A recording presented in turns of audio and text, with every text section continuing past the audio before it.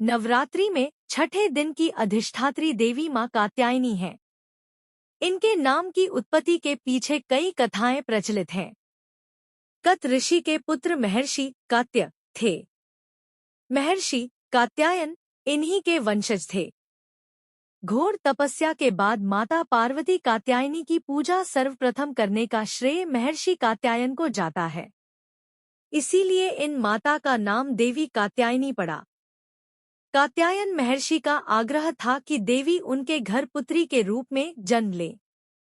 अश्विन कृष्ण चतुर्दशी को जन्म लेकर शुक्ल सप्तमी अष्टमी नवमी तक इन्होंने 3 दिन कात्यायन द्वारा की जा रही अर्चना स्वीकृत की और दशमी को महिषासुर का वध किया।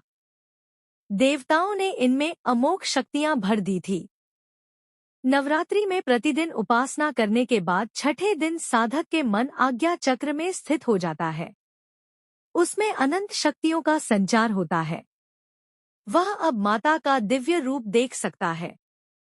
भक्त को सारे सुख प्राप्त होते हैं। दुख दारिद्र्य और पापों का नाश हो जाता है। मां कात्यायनी दिव्य और भव्य स्वरूप की है। इनका शुभ वर्ण है और स्वर्ण आभा से मंडित है। इनकी 4 भुजाओं में से दाहिने तरफ का ऊपर वाला हाथ अभय मुद्रा में और नीचे वाला हाथ वर मुद्रा में स्थित है। बाएं हाथ में ऊपर कर हाथ में तलवार और निचले हाथ में कमल है। इनका वाहन सिंह है। इनका मंत्र है चंद्रहासोज्ज्वलकरा शार्दूलवर वाहना कात्यायनी शुभम दद्यात् देवी दानवघातिनी। संपूर्ण ब्रज की अधिष्ठात्री देवी यही माता थी। चीरहरण के समय माता राधा और अन्य गोपियां इन्हीं माता की पूजा करने गई थी।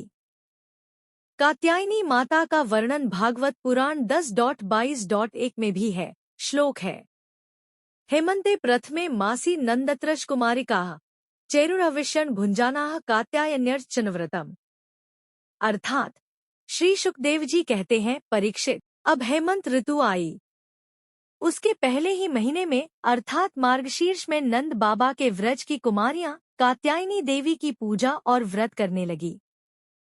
वे केवल हविष्यान्न ही खाती थी। देवी पुराण के अनुसार आज के दिन 6 कन्याओं का भोज करवाना चाहिए। स्त्रियां आज के दिन स्लेटी ग्रे रंग के वस्त्र या साड़ियां पहनती हैं। Please like share and subscribe करें हमारे चैनल को।